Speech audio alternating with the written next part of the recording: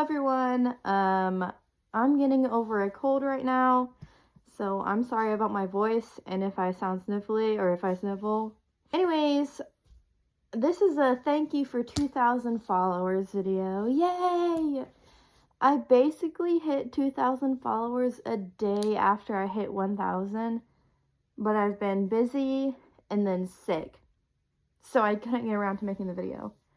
But today we're going to do a little Q&A.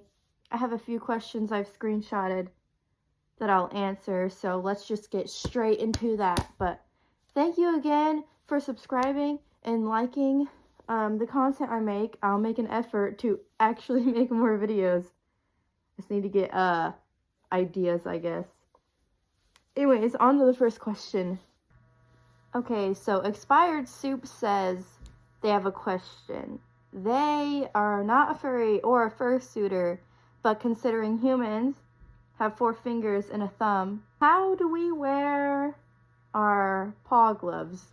So it's actually quite simple. I have 2 fingers together right here, but you can do it any way you want. You can put these 2 fingers together, these 2, or these 2, you know, however's most comfortable.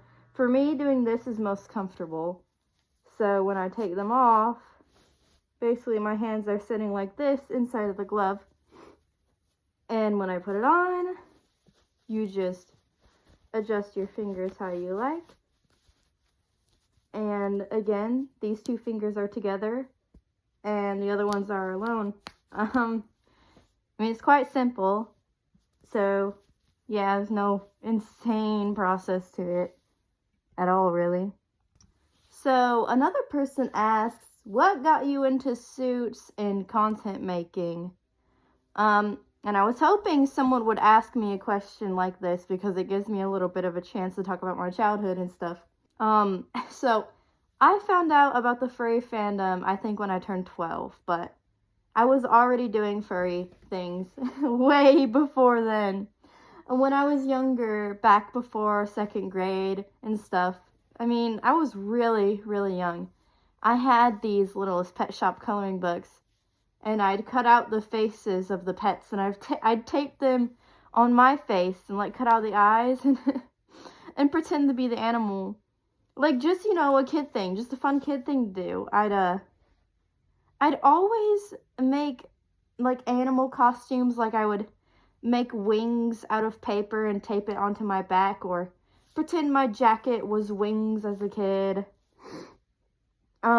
Anytime we would play house, I'd always like be the dog or like the pet or something. Like, I know it's so weird, but like I just thought it was more fun, and that's literally it.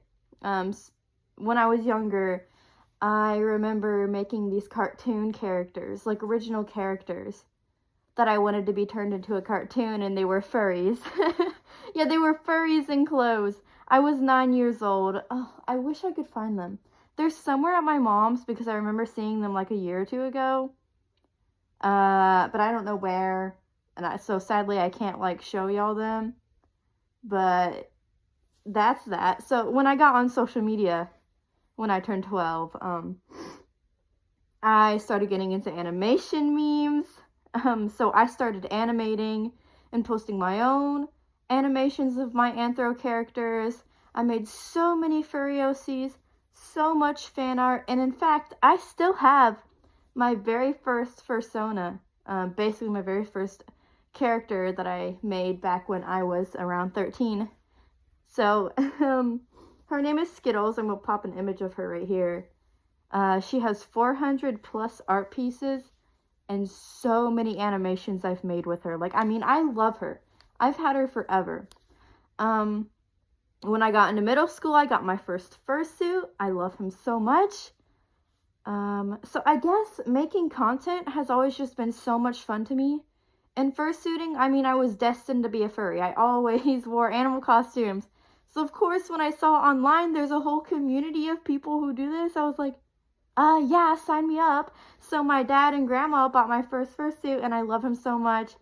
Unfortunately, I did sell him because I was not wearing him anymore, and the new owner refurbed him to be a bear, and that's good. That's epic. Like, I'm glad he's getting his use again. So there's no, like, crazy interesting story. It's just, like, I've just always done this. And, like, I've been making YouTube videos since I was 12. So it's not that deep, but yeah, that's that. Another person asked me, does Scallywag have any relatives? Well, I don't know yet.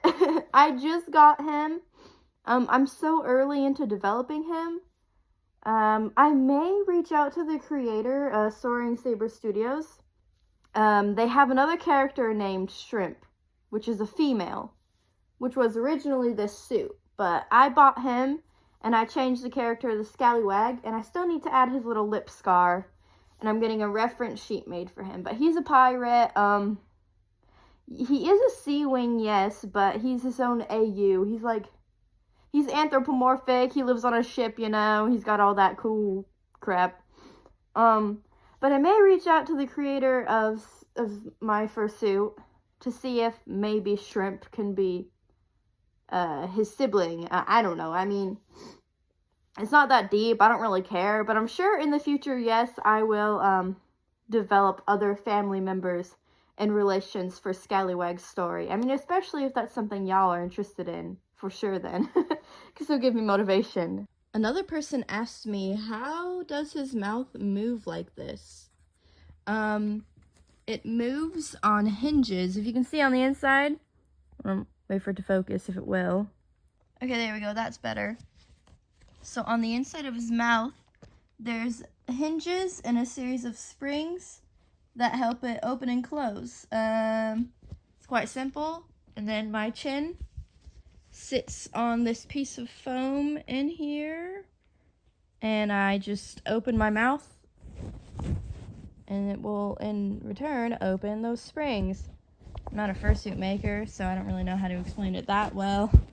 That's how I open my mouth. Another person asked me, do I feel bonita? Of course I feel bonita. Look at this gorgeous suit.